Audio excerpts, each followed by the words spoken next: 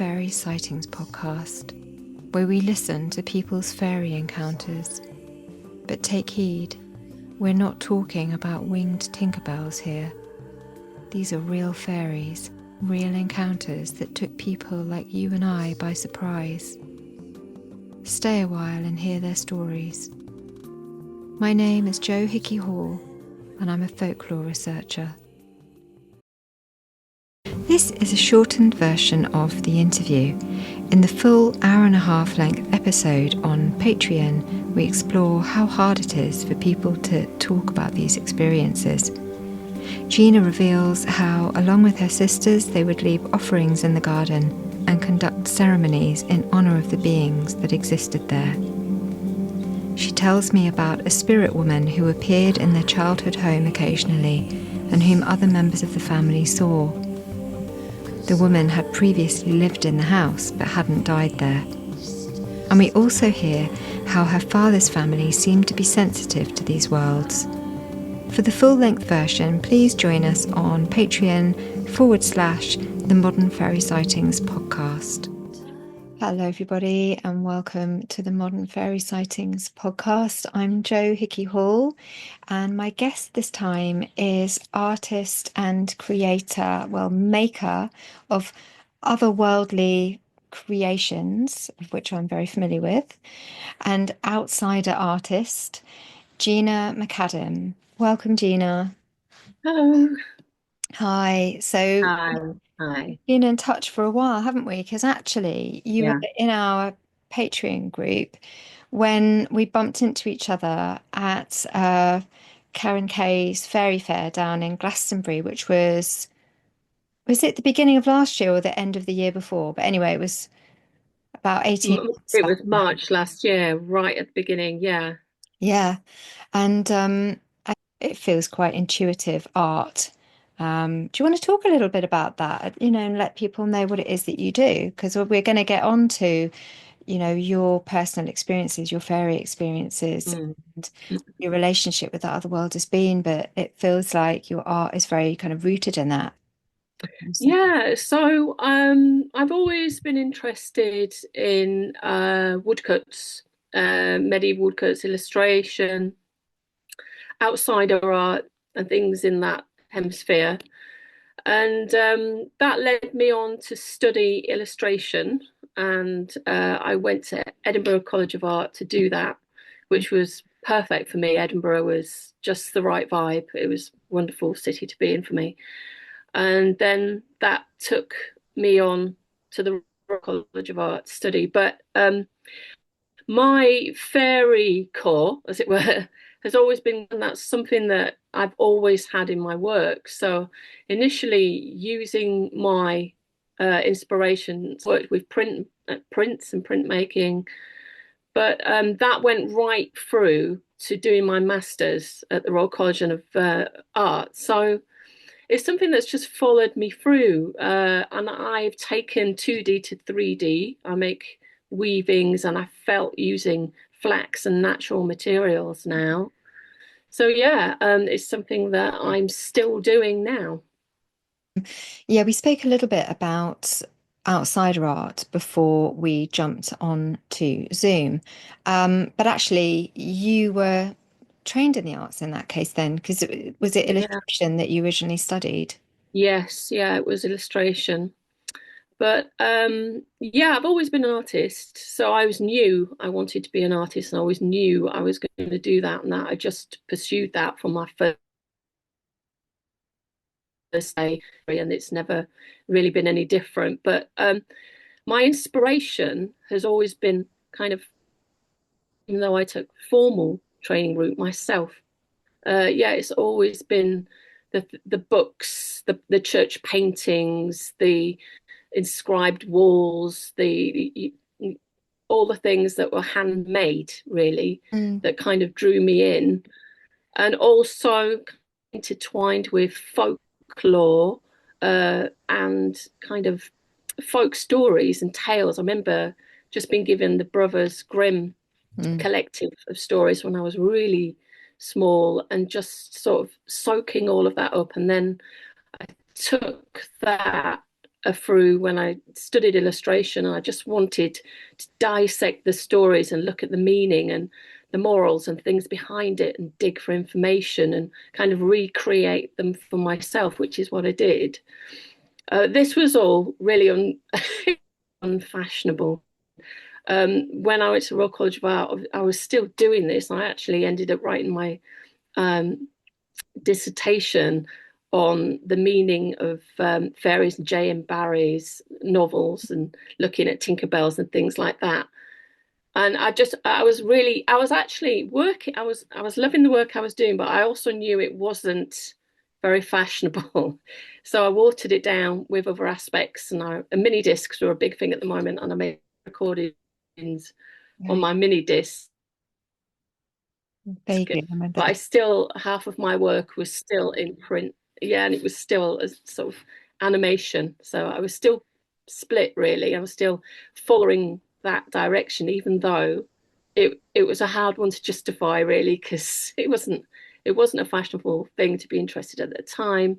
I mean, times are changing now. It's really picked up, and it's great to see that there's such a lot of interest in that area, and that's exactly while I feel able to talk to you, because before there's a very small community of people out there that wanted to talk about fairies, and aside from what, experiences, but all the things that really drew me were all the things that nobody really, that was left in people's childhoods. It wasn't something that people wanted to talk about or were interested in, or Yeah, I think very that's small. a really big lesson in just kind of following your own nose and not really Yeah.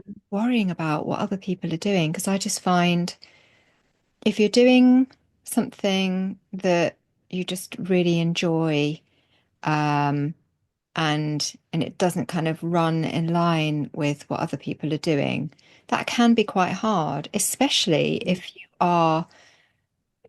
your work's being overseen and judged in some way by, with an academic environment or by peers.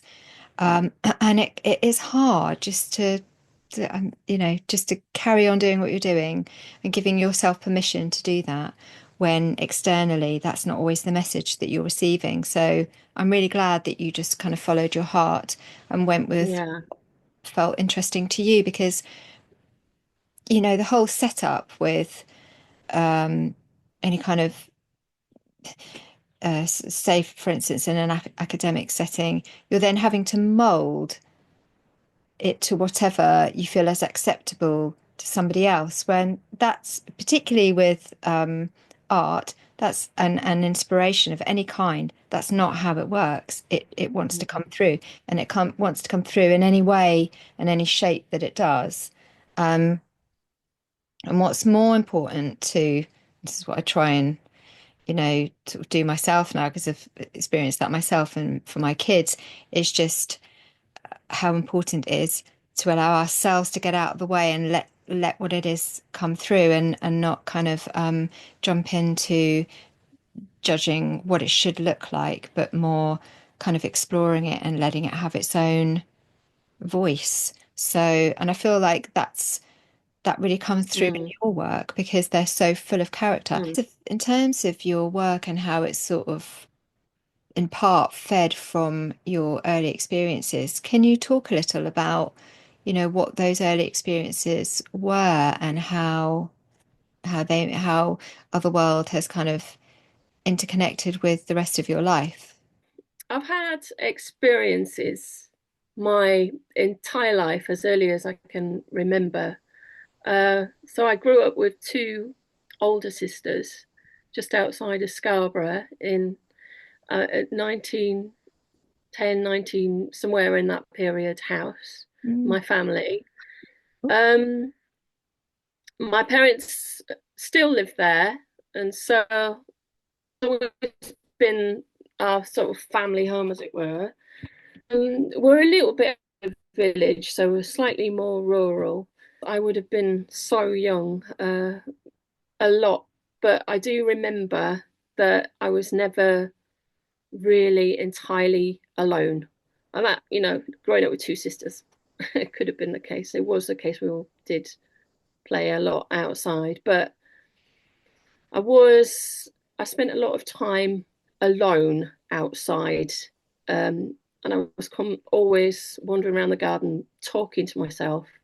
And I used to come back in and tell my mum all these various things that had kind of happened and things. But in my family, even though both my sisters and I, we all shared our experiences among ourselves, our parents, we didn't talk about it. We weren't encouraged to share anything like that. It was completely something that you just didn't do.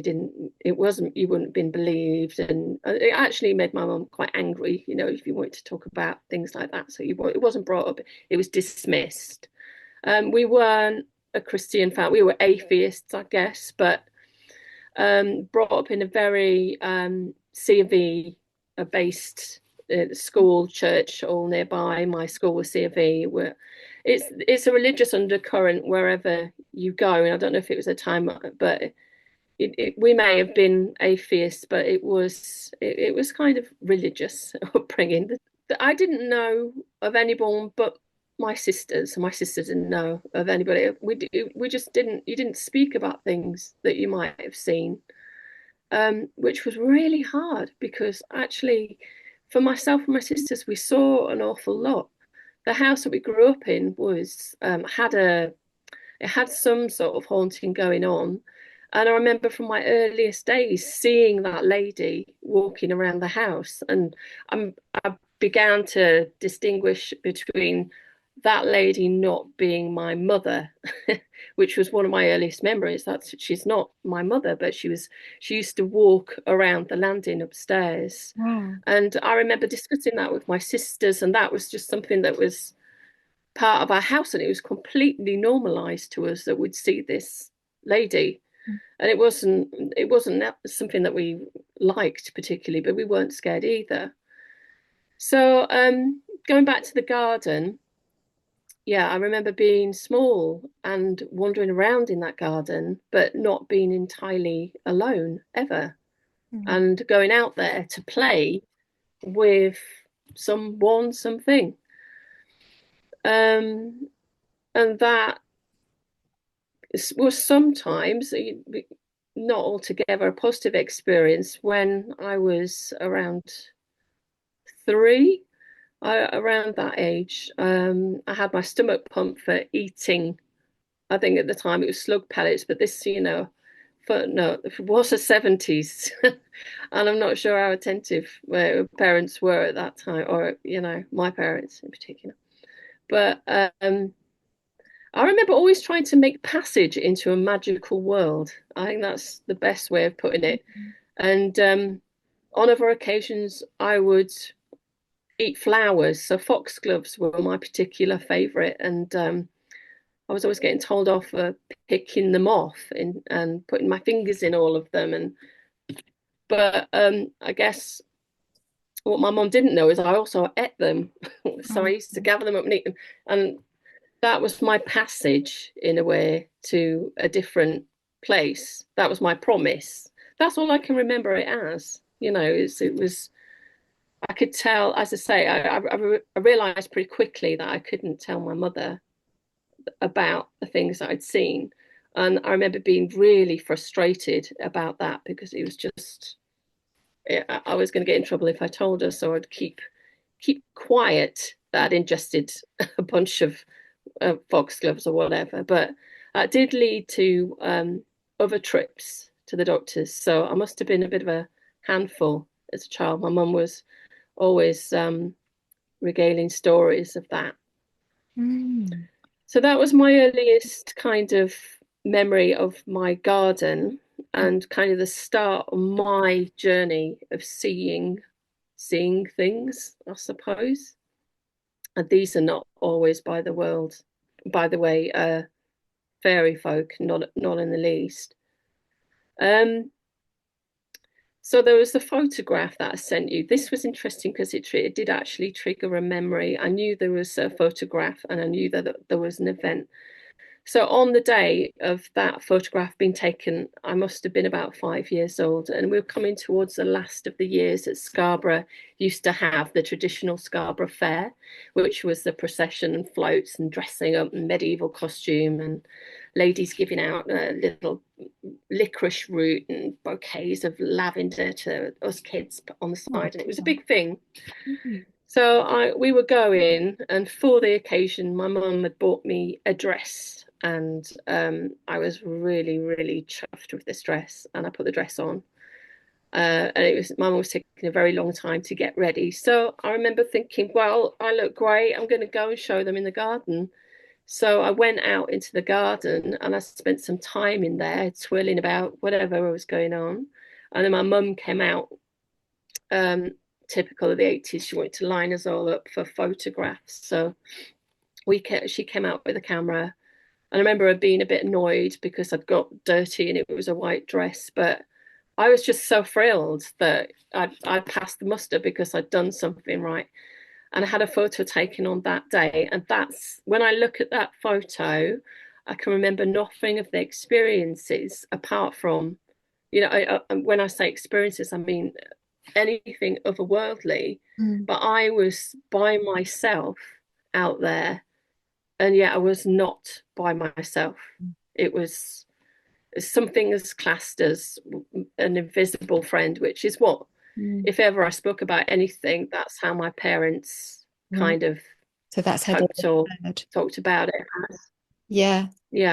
But even then, to say you had an invisible friend or that was frowned upon. You didn't want the neighbours to find that out. So it's kind of like an internal family matter. So my parents would talk about it to me, but she wouldn't tell, say, the neighbours or friend of family. And were your sisters aware? Were they older sisters? Yes, I'm the youngest of three. Is there like quite an age gap between you then? My elder sister's 8 years older than me, and then my middle sister's 4 years older than me. So between me and my eldest, a slight one. And were they aware of these presences in the garden as well? Yeah, absolutely. Yeah. Had you been able to talk to them about it since? What were their memories of it?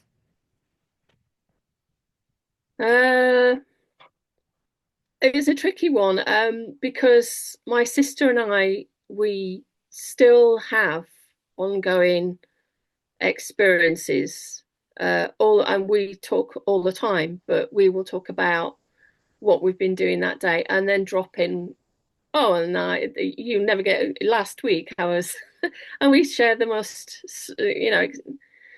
to other people it would be bizarre. But that's I'm very caged about it. I'm sorry. It's just in my experience, sharing things isn't a positive thing, and keeping less people's involvement, because I've had points in my life where I have shared stuff, my experiences, or it's just never been positive. I've always thought it's better for no one to know, but I am at a point in my life where I feel like it is time for me to be able to talk about these things. And it did take me a long time to be able to talk to you about it, because again, there's always in my head, I don't there's a voice saying, just don't talk about it, don't, it's something that is hard to get over. I always felt very confident talking to my sisters about it, because this is how we talk about things. We talk about the ghost that we see in the house, or the experience that we've had, or the dream that we had, or the thing that happened. So it's commonplace, but I understand how it sounds to other people. I'm guarded, but I'm also protective, because I'm protective of it, really, because I've thought many times is it a good idea to speak about these things for them? Yeah. There's a lot of interest in the area at the moment, and that's a great thing. In no way is it something that only I experience. This is part of us. This is part of our reality. But it, not only is it a tricky thing to speak about, but it's a risky thing. It still is. It's still a risky thing, I think. Unless that's just part of me. My experience happened in 2020, so that was the year of COVID. Yeah. And it was around about this time of year in May. We were all in a deep pit, really, weren't we, at that time? So the schools were completely closed. I had both my two at home, but there was no anything. There's no homeschooling set up or anything like that. And it was a very strange time of year as well. I remember the night before we went into lockdown, we were all still quite uncertain whether we'd be at work the next day. We were working on our project in a school in outer London, and the discussion was, oh, well, we'll be here next week, even though we were hearing that schools down the road has closed. We thought, no, they won't close us down. We'll be in next week to finish this project with year threes that we were doing. But that night, I just remember sat in the front room and just feeling a lot of kind of heavy presence, which you would do because this was all circulating around. But a spider came straight out from under the sofa and ran directly at me and looked like it wouldn't stop, and literally got to my feet, and I threw a cushion down on it, and a huge thing it was too. And then later on that same night, I went to turn the light out, and I heard a moth or something quite big up on the lamp in the ceiling. And when I looked up, it came down. It must have hit the bulb, and it came down, and it hit me right on the head and fell beneath me somewhere in the bed, which was really horrible. I was looking for it. I can't go to sleep with that on the floor somewhere. So these little signs, really, as part of the whole accumulative weirdness of the day at work and everything. Yeah. So that was what happened the night before, and then we were into lockdown. To go back to my experience, it was around about this time of year. It was May 2020. It was light outside. It was an evening. And usually after we'd got through the day doing something, I can't even remember what we did at that point, what I did with the kids. We must have done something. We got onto homeschooling late, and we actually set the front room up as a little school for them. But I was just sat there by myself on the sofa, and I happened to be looking out as our sofa faces the door. You can see out the bottom of our hole, probably about 8-9 feet away from me. There's a doorway to the living room. I've got the fireplace to my left, and I was looking at the doorway. My eyes just happened to be down looking at that area, which is really good, because if I hadn't been looking there, I never would have seen what I saw. And then into the room came what I can only describe as a big, it was rodent-like initially, and it seemed familiar to me, and it came in on what looked like its knuckles with really long fingers kind of drawn back, and it was almost like a balled up conker, and it was entirely brown, and it had tiny spikes across its back. And when I saw the back legs, I knew it wasn't a rodent, because it had legs, big back legs, just big back legs. And it took a few steps as if it was going to come into the room, and then it froze, and it just kind of recognized me. I looked at it, it looked at me. It kind of came up on its fingertips and it slowly walked backwards. It's almost comedy, Yeah. because it was as if you walk into a room at work and there's someone you don't want to see there. They haven't seen you, so you just go, oh, I just Yeah. ease out backwards before. And I just 8, 9 feet away from me, I got up out of my chair and I ran to follow it. As soon as I looked round the corner, it had gone. There was no trace of it, and I was just gobsmacked. I've never seen anything like that in my adult life, aside from childhood experiences, which I can't visualize now. Yeah. There's nothing on earth that looked like that thing. So I went into the back room because I needed to tell somebody, as my Yeah. husband there. And I said, I've just seen the most amazing thing come into the front room. And I can't believe it. I've looked everywhere for it. He said, it's a mouse. It wasn't a mouse. It's definitely not a mouse. It had legs that were kind of doubled up, and it extended itself up. It was like and I just kind of dropped it because there's no point pursuing that with him. He's like, that'll be a mouse. It wasn't a mouse. Ew. You drew Well, a picture of it, didn't you? sorry. You drew a picture of it. Yes. Yeah. Yeah. Yeah. Yeah. I cut it in silhouette actually out of black card. It's good that we talk now, because even though it happened 5 years ago, it kind of goes. I cut it from card a few years ago because I wanted to keep it fresh. My rational brain will fight against me and tell me, no, that was definitely a mouse. It was a big mouse. But it walked backwards. When it saw that I could see it, it was really casual as it came into the room, because it absolutely didn't expect me to be able to see it. I could see that it had human-like reactions to knowing that we could see each other. Yeah. Yeah. And it then kind of tensed. It was relaxed before. It tensed. It raised itself up. If it was the curious thing was, it was too big and too unrecognizable for any mouse rat we may have in this country. Yeah. And if it was a fairy, why didn't it just disappear when I saw it? It leaves many questions open. It was definite. My sense from it was that was where it belonged. It knew well about me, and it just didn't know that I knew about it in that moment of recognition. It was a mistake, really. It's like, But yeah. so I was just going to say that it's um, when you've got your eyes on it, my understanding is that they can't disappear, or that's one understanding. They can't disappear, so they have to be, if you have your eyes on it, they're there.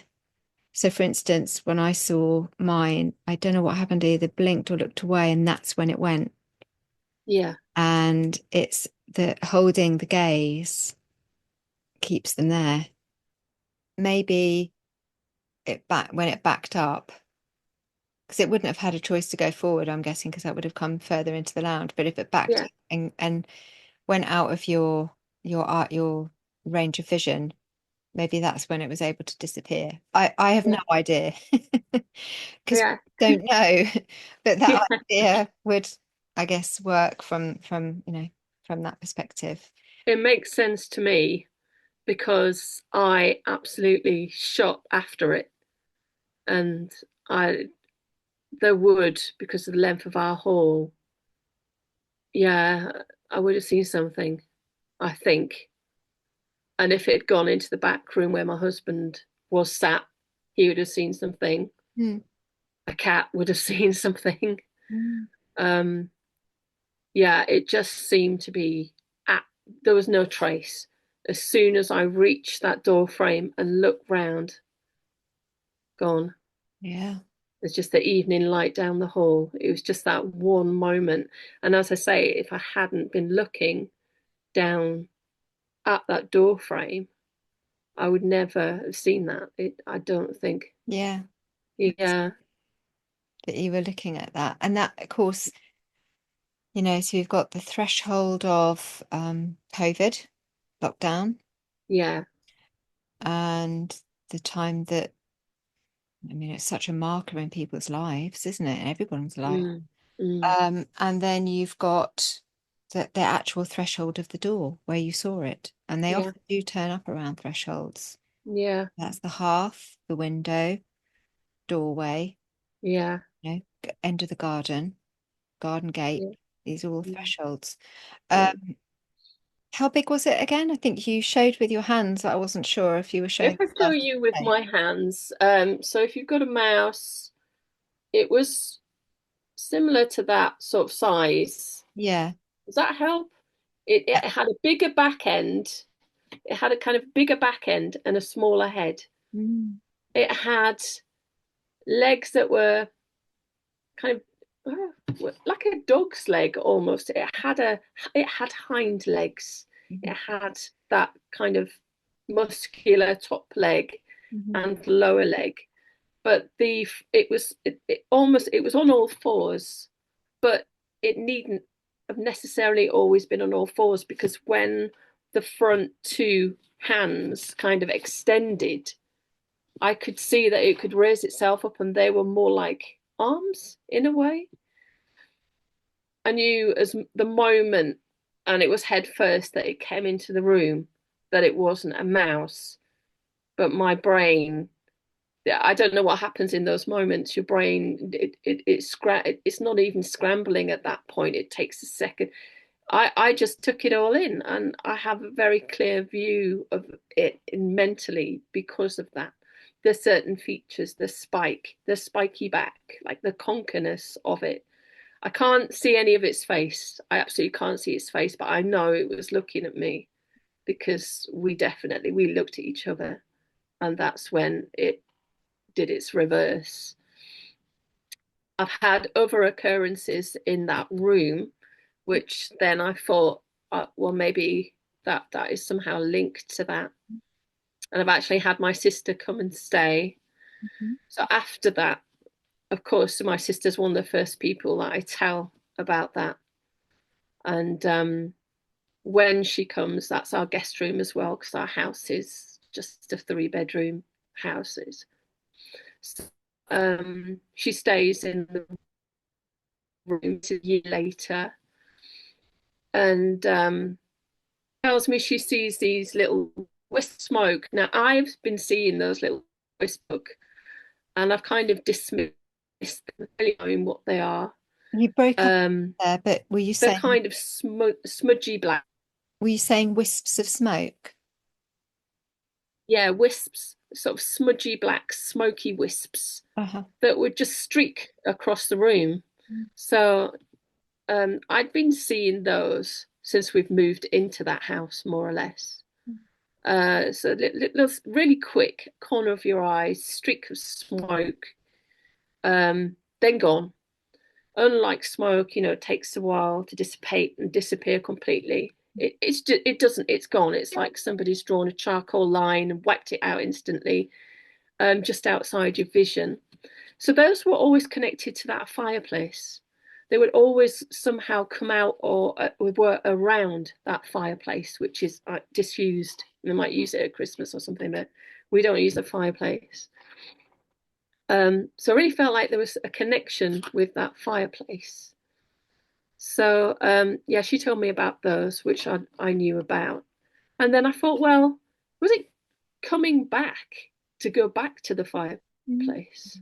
Mhm. Was Mhm. it on its way back? And I was kind of be there, or Yeah, I wondered I've what, always yeah. wondered. How old is that house, did you say, that you're in now?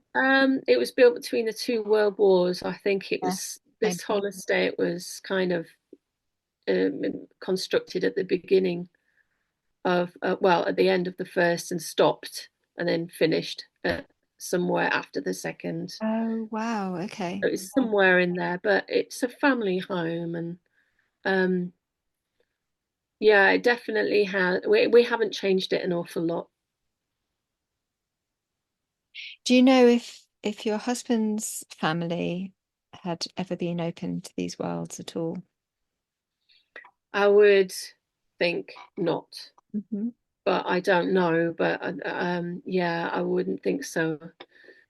So what was the feeling, do you think? What are you kind of left with that adult experience that took place in your home, which is still your home? What kind of sense did you get from that little being? Did you sense anything about them at all? Yeah, so entirely friendly, very mischievous. um, Only good things, really. Quite a private connection. Definitely sort of connected to me because I feel it moves around with me. I think that where I am right now, I'm in my artist studio. It's right at the bottom of my garden. It can be here. I've had experiences here, definitely, but really connected to me. No, not really necessarily anybody else in the family. Um, Secretive. I haven't really seen seen it for a long time actually, but there are signs sometimes. I think my last, apart from the wispiness that kind of occurred for a few years around before and after, um, the other thing I had was my laptop sits in the front room next to the fireplace on a chair, and the lead is in there, the charging lead. Quite often, the lead will be yanked out. Um, One time, I had my laptop in front of me, and I heard the laptop lead be yanked out.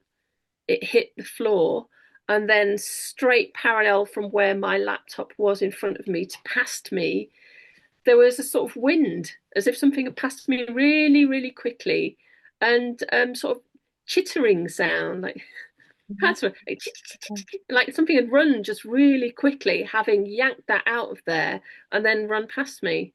Mm.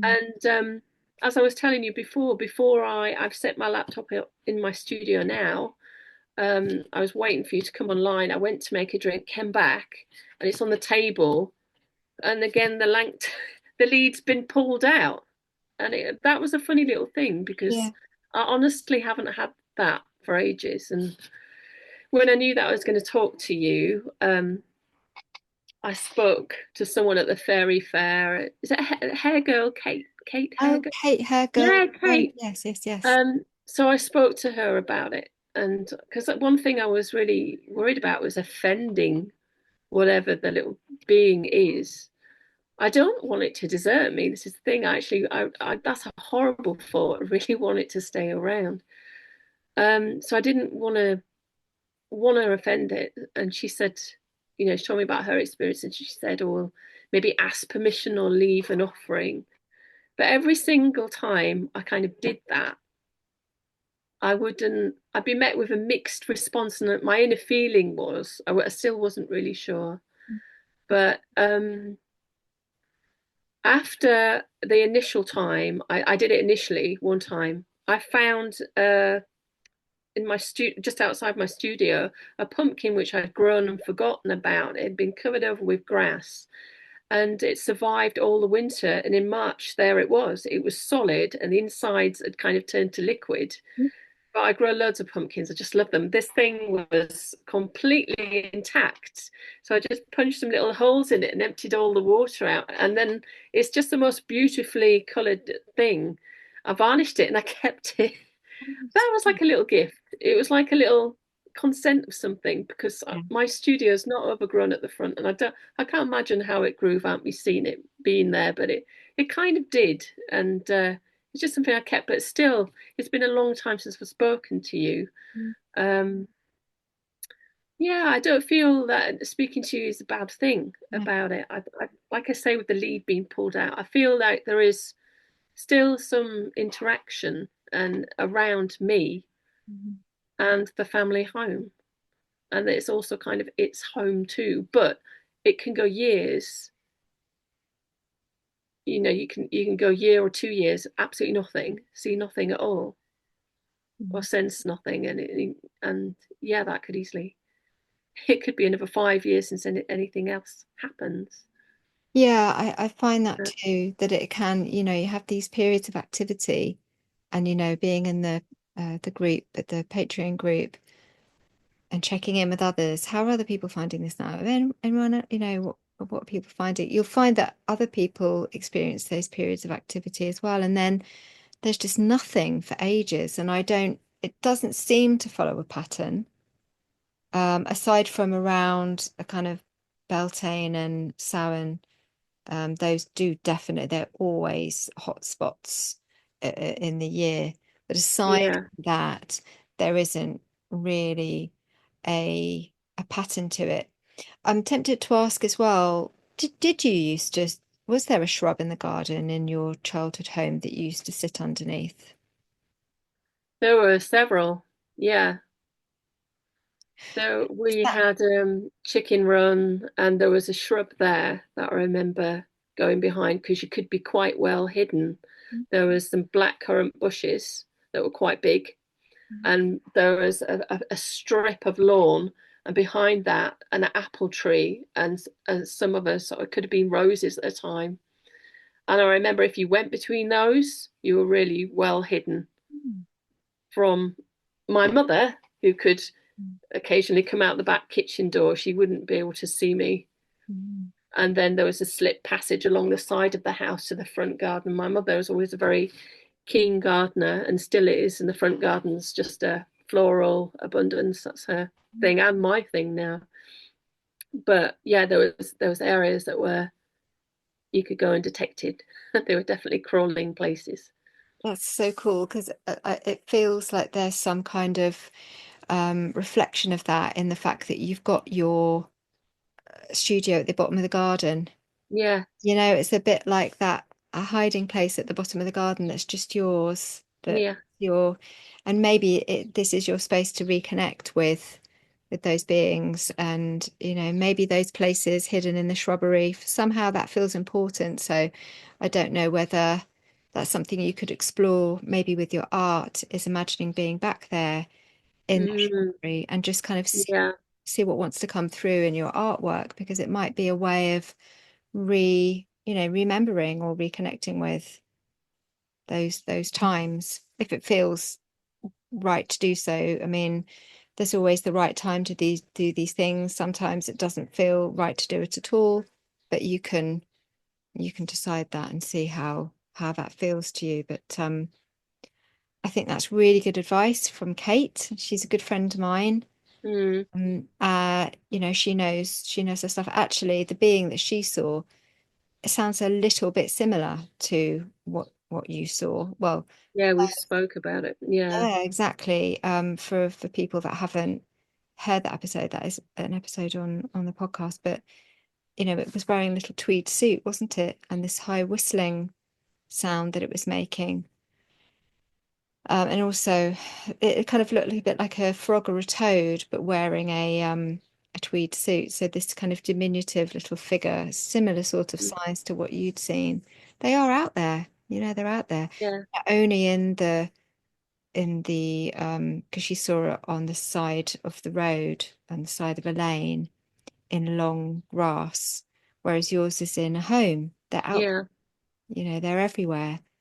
Um, Mm, and it's been really amazing to hear your story, Gina. And it just brings up so many mm. visuals, images of this little being. So please, let us know how you get on and whether he might show up again. Because I'd love Yeah. Okay. to hear more about that, about him, and how things feel for you after speaking about this. Because I just wonder how that will be, having had the activity and all the interruptions to our chat today. It would be interesting to see Yeah. how it feels afterwards. Yeah. Has it felt good to talk about it?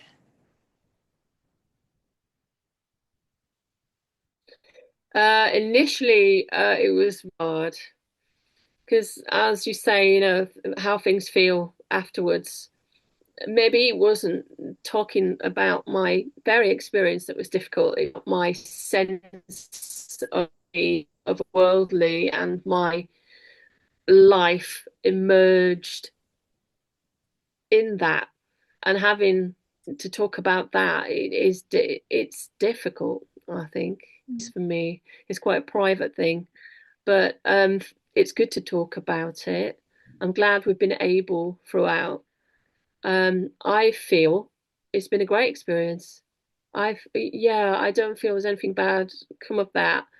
It's been it's great to talk to other people about it. There's connection, and that's the thing that's missing for me, because as I say, to have a lot of experiences, even though I've got my sisters and things, to keep, maybe it's where I was brought up in the way that you keep it private. You don't talk about that. But I like there is a time to talk about it, and if I've been removed from my community, my family, and feel that I don't have those connections to talk about it, it's great to find one with yours and out there, and discuss these things with wider community, because we do experience them. As you say, they do exist. I am not the only person that kind of has these experiences, really. Yeah. Thanks so much for coming to speak to me, and we'll catch up soon. And if people want to follow your work as well. Yeah, so I'm Gina McArtist on Instagram, and later this year I'm doing the Dark Folklore Festival in Cornwall. That's the 26th of October. So I'm looking forward to that. That'll be fantastic. That's a new thing. And that's Dark Cornwall on Instagram, if anyone wants to give them a follow. And I'm at Witch Fest on the 22nd of November, which is Sunbury-on-Thames, which is a new one for me again. Very nice. And I usually note down the other fairs I'm at on my Instagram. So that's brilliant. The Dark Cornwall one sounds really cool. Oh yeah, I've seen them on Instagram, and I think I am following them. So that might be fun to try and get down to. Actually, that sounds really good. Yeah. So thanks again, and I shall speak to you soon. Thanks so much for listening and watching. If you enjoyed the podcast, please consider joining us on Patreon for dozens more episodes of unreleased bonus content, monthly online events, and a private chat. We are a warm, supportive community, and it really helps to support the project. Find us on patreon.com/the Modern Fairy Sightings Podcast.